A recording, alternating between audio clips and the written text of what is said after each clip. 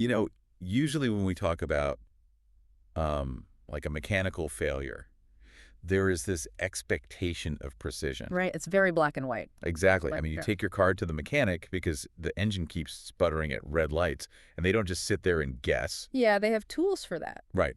They plug it into a computer, they run a diagnostic, and a code pops up pointing right to the problem. Mm-hmm.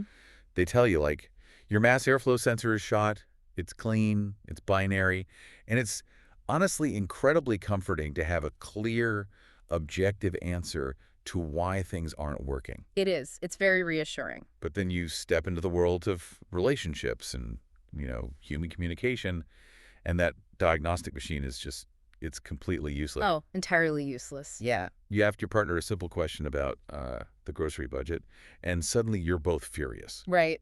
And you're bringing up things that happened at Thanksgiving like 4 years ago. Yeah, suddenly it's about the turkey from 2022. Oh. Exactly. It's murky, it's confusing, and it leaves so many of us wondering why we find ourselves having the exact same argument over and over again. It really does. So we're looking at some incredible material today that breaks down this exact phenomenon. It's about the cycle of relational shutdown, and more importantly, it gives us a roadmap out of that frustrating loop.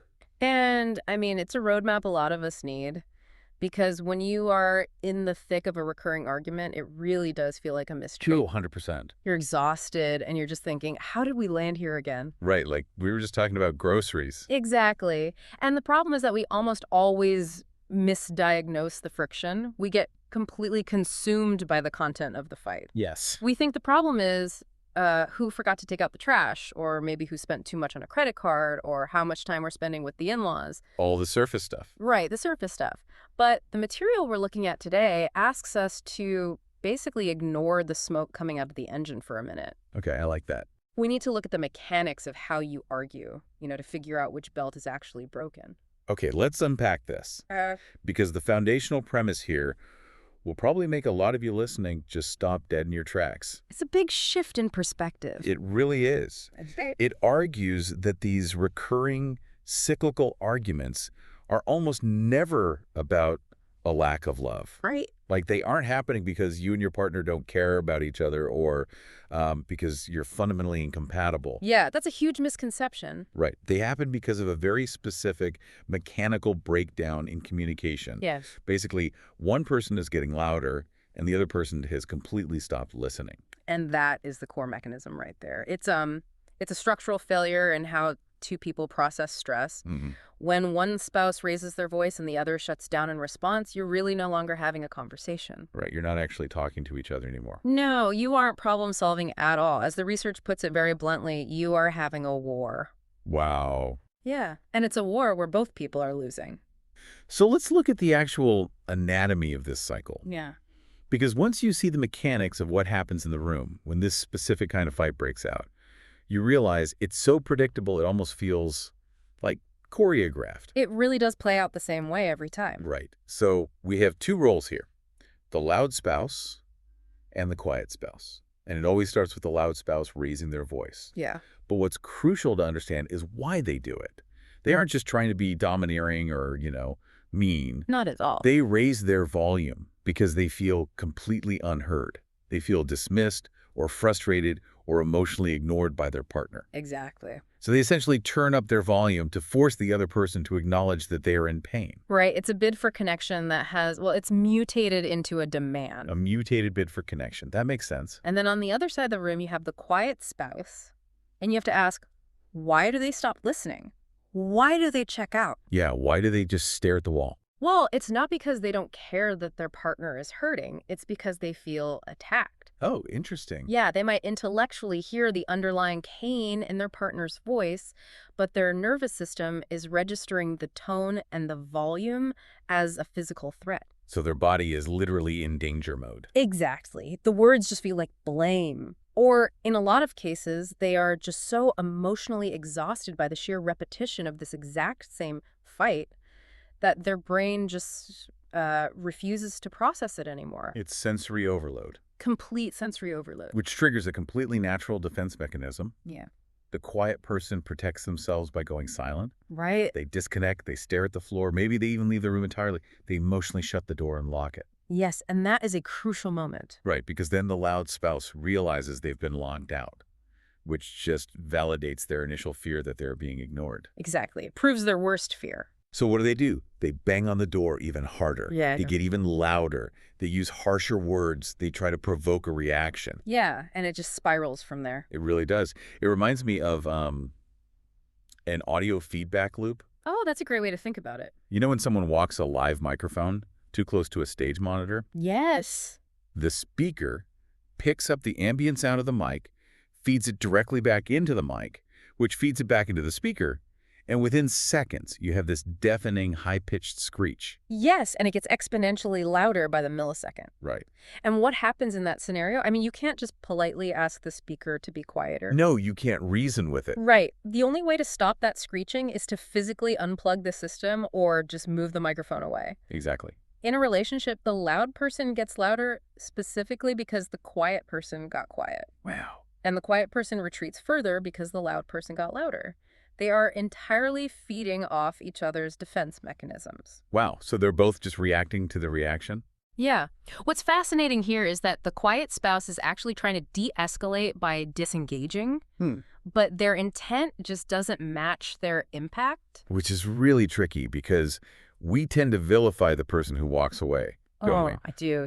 Like society kind of views the stonewaller as the absolute villain of the relationship. We really do. And it's such an unfair categorization. Really? Yeah, because the reality of the quiet spouse is usually much more vulnerable than that. They aren't sitting there being cold-hearted and calculated. Right. In the majority of these cycles, they are just incredibly overwhelmed. Their heart rate is spiking. Their fight or flight response is totally triggered.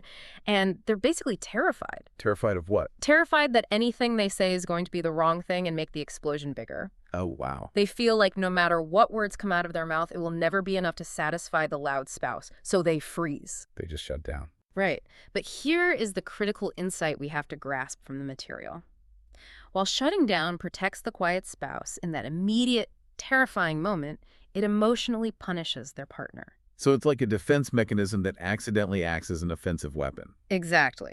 When you go silent, your partner's brain interprets that as rejection. Right. When you walk out of the room without an explanation, they feel abandoned. You might just be trying to, protect yourself from the conflict, but you are inadvertently signaling to your partner that their feelings, and by extension they themselves, do not matter to you. Wow. Okay, so if that silence is acting as a weapon, let's talk about the fallout. Yeah, the fallout is severe. The material uses some incredibly vivid, honestly heartbreaking imagery to describe what this silent war actually looks like in practice. Because it's not just the act of yelling that destroys the foundation. The silent war looks like two people sleeping in the exact same bed, inches apart, but not saying a single word to each other for days. Right, just total isolation. Yeah. It looks like eating dinner across the table, but feeling like you are thousands of miles apart. It's answering, I'm fine, when your world is falling apart. Or communicating entirely in logistics. Yes. Did you pay the bill? Yes. Right. Nothing deeper than that. Ultimately, it's avoiding any real conversation entirely because you feel like the outcome is just a predetermined disaster. It's a state of permanent emotional gridlock. You are physically taking up space in the same house, but emotionally, you are entirely absent. But wait, let me push back on this a bit. Sure, go for it. I'm thinking about you, the listener, who might actually be the quiet spouse in this dynamic. Isn't walking away or staying quiet sometimes the adult thing to do? It's a very common way to look at it. I mean, doesn't it prevent a massive blowout where people say horrific things they can never take back? If my alternative is screaming at my partner and throwing plates, isn't a silent retreat actually the healthier, more mature option? It's a very common assumption, like I said, but it's a dangerous one. Why is it dangerous? Because the assumption you're making is that silence equals peace. But an absence of yelling does not mean there is peace in the relationship. Okay, that's a good point. When this unhealthy, punishing silence occurs, the anger and the pain don't just evaporate into thin air because the room is quiet, the pain goes underground. It just gets buried. It gets buried, and when pain goes underground, it grows roots. Wow. Grows roots. Yes. This is the exact mechanism of how deep systemic resentment starts in a marriage, it's not usually one big betrayal. Right. It's thousands of unresolved, silent moments accumulating over years. It's how two people who stood at an altar and promised their lives to each other eventually wake up 5, 10 years later feeling like they are just roommates splitting the utility bills. That is so tragic. It is. Unhealthy silence is just as damaging as unhealthy yelling. We have been socially conditioned to know that screaming at your partner is abusive and bad, right? Right. We all know that's bad. But we often excuse emotional shutdown as keeping the peace or, taking the high road. In reality, both the screaming and the stonewalling are actively destroying the connection. Wow. Pain goes underground and grows roots. That completely changes how you look at the aftermath of an argument. It really does reframe it. So we've diagnosed the sputtering engine. We know the mic and the speaker are too close together, and the feedback loop is deafening. We understand the cycle and the creeping, invisible danger of the silent war. But how do you actually fix it in real time? That's the big question. Right, because if your heart is pounding and your adrenaline is spiking, how do you stop it? The material gives us a 4-step roadmap to break this loop. And step 1 is honestly brilliant. It's very practical. It is. Yeah. Step 1 is name the enemy. You have to call out the cycle itself, not each other. Which, I should add, requires a massive amount of self-awareness in the heat of the moment. Oh, it really does. Yeah. Because your instinct is to attack. Instead of saying, you always yell at me, or you never listen to a word I say, which are just verbal hand grenades that guarantee an explosion. Yeah, those never work. Right. Use a very specific neutral phrase. The suggestion is to say something like, we are in the cycle again. Let's pause before we hurt each other. It's a great line. Think about the mechanics of that. You are pointing at the dynamic. You're pointing at the pattern, not at your partner's character flaws. Yes. It's exactly like a sports coach calling a timeout during a chaotic play. That's a perfect analogy. Right. When a basketball coach blows the whistle and calls a timeout, they aren't storming the court to physically attack the referee. No. And they aren't screaming at their own players that they are terrible people. They're simply recognizing that the current state of the game is broken. Right. The plays are falling apart, the momentum is going the wrong way, and the system needs a hard, immediate reset before the game is lost. And that timeout is critical because it introduces a circuit breaker into that audio feedback loop you mentioned earlier. It just cuts the power. Yes, it unplugs the microphone. But, and this is a big but, Right. calling the timeout only works if you actually follow through on the next steps. Right. Which brings us to step 2, and this one is aimed directly at the loud spouse. Okay. You have to lower the volume, not because your pain is invalid, and definitely not because your concern is wrong. Right. You're not conceding the point. Exactly. You have to lower it simply because the biological mechanics of human hearing dictate that your message literally cannot be received if your delivery feels like a physical attack. Right. If you are screaming, your partner's brain is just preparing for impact. Yep. It's not analyzing the nuance of what you're upset about. Yeah. So the loud spouse needs to change their delivery. Exactly. If they're coming out swinging, they need to say something like, I am really hurt right now and I need you to hear me. That's so much better. Or maybe, I need to talk about this, but I'm going to deliberately slow down. You are still claiming your space. You aren't suppressing your feelings, but you are turning down the gain on the microphone so the speaker doesn't blow out. Precisely. You're making it safe for the quiet spouse to remain in the room. Now, step 3 shifts the heavy lifting over to the quiet spouse. Okay, what do they have to do? If the loud spouse manages to lower their volume and ask for connection, the quiet spouse cannot disappear. Right. They have to stay emotionally present.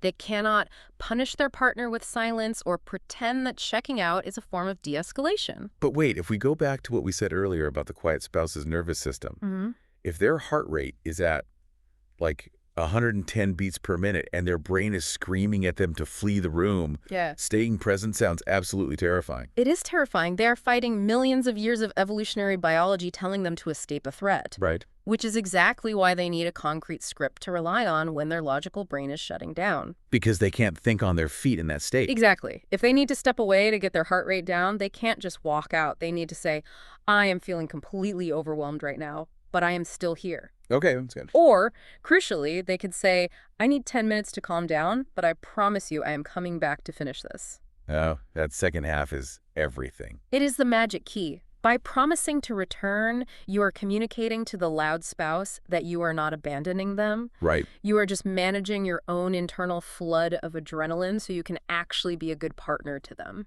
That makes so much sense. It soothes the loud partner's fear of abandonment while giving the quiet partner the actual space they need. Exactly. And that leads directly to step 4, which I think is probably the most skipped step in the history of human conflict resolution. Oh, without a doubt. Step 4 is repeating back what you heard before you offer any response of your own. Yes. The classic, what I hear you saying is, Right. What I hear you saying is you feel totally alone when I don't respond to your texts. Or what I hear you saying is you feel dismissed when I walk away during a disagreement. But I have to be honest, when I read this, my first thought was that this sounds incredibly awkward. it feels very scripted. Right. It sounds like therapy speak. In the middle of an argument, it feels so unnatural to parrot someone's words back to them. Yeah. Why does simply repeating words back actually work in real life? Like mechanically, what is happening in the brain here? Well, this raises an important question about how our brains handle conflict. It works because it forces a literal neurological pause in your defense mechanism. Okay. When you are listening to your partner complain and you're quietly formulating your defense in your head, you aren't actually listening. Right. You're just waiting for your turn to talk. Exactly. Your brain is in the amygdala, the emotional center, preparing for war. But when you are forced to synthesize their viewpoint and repeat their reality out loud, you have to temporarily suspend your own defenses. Because you're focusing on their words. Right. You have to move the cognitive load to your prefrontal cortex, which is the logical part of your brain. You literally cannot formulate an attack and accurately synthesize someone else's pain at the exact same time. Oh, wow. It forces you to switch tracks. And as the research explicitly points out, sometimes the simple act of being heard will calm a person's nervous system down significantly faster than you brilliantly proving them wrong. That is such a massive paradigm shift. Being heard calms you down faster than being proven wrong. Yes. It's not about winning the debate. It's about regulating each other's nervous systems. Precisely. And this moves us perfectly from the mechanical, real-time steps of pausing an argument, the timeout, the volume, the scripts, into the deeper mindset shift that's required to actually maintain a healthy connection long-term. Yeah, the deeper work. It's fascinating because modern psychology is really just catching up to frameworks that have been around for thousands of years. It's so true. The material points out that this whole concept perfectly aligns with ancient wisdom. It highlights this specific ancient de-escalation framework, that we should strive to be quick to hear, slow to speak, and slow to anger. It's a timeless piece of advice because human nature hasn't changed. Yeah. The impulse to defend ourselves instantly has always been there. It has. But this is where the rubber meets the road for you, the listener, and I really want to challenge this idea. Okay, let's hear it. How on earth do you look at your partner, repeat back their grievances, and say, I hear you, when you fundamentally, completely, 100% disagree with their version of events? Right. That's the hard part. Like if they say you never help around the house and you literally spent 4 hours cleaning the garage that morning, Yeah. doesn't saying I hear you feel like you're just capitulating? Yeah. Doesn't it feel like you are losing the argument and admitting to a reality that just isn't true? That is the exact trap most couples fall into. If we connect this to the bigger picture, we have to completely dismantle what hearing actually means in the context of a relationship. Okay, unpack that. The material makes a vital distinction that answers your question directly. Saying, I hear you, does not mean saying, you're right about the facts. Right. It does not mean, I agree with your objective assessment of the situation. So what are you actually doing when you say it then? You are simply acknowledging their emotional reality. Their emotional Yes, reality. you are validating that they are experiencing genuine pain or frustration in that moment, regardless of whether you think their pain is logically justified by this spreadsheet of chores you completed that morning. Right, because the pain is still real to them. Exactly. When you acknowledge their emotional reality first, it softens the armor. It takes the defensive spikes down on both sides and opens the door to actual communication. That makes total sense. Being quick to hear means you're intentionally, willfully restraining your reflex to defend yourself, to interrupt, to correct the record, or to shut down. It is a profound act of emotional discipline. It's choosing connection over correction. I love that. You can sort out the facts of the garage later once the nervous systems are calm. Precisely. The healing only begins when one spouse can finally look at the other and say, I hear that you are hurting, without attaching a defensive but at the end of the sentence. So what does this all mean for you, the listener? We've mapped out the cycle. We've got the loud person desperate for connection and the quiet person overwhelmed by the volume. We've looked at the creeping decay of the silent war, where pain goes underground. We've walked through the 4 steps to break the loop. Naming the cycle, lowering the volume, staying present, and forcing your brain to synthesize by repeating things back. It's a lot, but it's powerful. It really is. And the material leaves us with a closing challenge that really brings all of this together. The ultimate goal here is about changing the fundamental question your brain asks when an argument starts. Right. Because right now, when the tension spikes and the fight or flight kicks in, your brain is almost certainly asking, how do I win this? Which is a tragic zero-sum game. If you win, it means your partner loses. And if your partner loses, they feel disconnected and resentful, which means the relationship loses. Exactly. You might win the battle over the dishwasher, but you lose the marriage. Exactly. The challenge is to replace that automatic question. Instead of asking, how do I win this? Couples must start asking, how do we get out of this cycle together? Because the cycle is the real enemy. Your spouse is not the enemy. Yes. The yelling that sometimes fills the room is not the full story of who you are as a couple. And the suffocating, heavy silence is not the full story either. That's a great reminder. Underneath all of that armor, underneath the loud volume and the quiet retreat, they're usually just 2 exhausted people who desperately want the exact same things. Which is what? To be heard, to be understood, to be respected, and to be loved. The goal is not to win the fight. The goal is to protect the relationship. Protect the engine, right? Don't just smash the diagnostic machine because you don't like the code it gave you. Right. So for everyone listening, there's a very practical homework assignment to take away from this. Oh, I love homework. What is it? The next time you feel the temperature rising in the room, like the next time you feel your heart rate spike and you get the urge to either raise your voice to be heard or walk out of the room to escape. Yeah. Try using that time out sentence. Yes. Say out loud, we are in the cycle again. Let's pause and come back when we're calm. It is going to feel incredibly clunky the first time you say it. Oh, for sure. It will feel unnatural. But that one single sentence might be the circuit breaker that saves you from saying something that causes lasting damage. It unplugs the microphone before the screech blows out the speakers. I love that. Exactly. This has been such a vital deep dive. The mechanics of the loud versus quiet dynamic are so universally relatable, whether you've been married for 20 years or dating for 6 months. Absolutely. And having a step-by-step roadmap to navigate out of the silent war is just incredibly empowering. But as we wrap up, I want to leave you with one final lingering thought to chew on. The research gives us a fantastic blueprint for breaking the cycle, assuming someone initiates it. But it requires one person to be brave enough to step out of the loop, lower their shield, and call the timeout first. That's the hard part. So what happens to a relationship when both people are silently, stubbornly waiting for the other person to make that first move?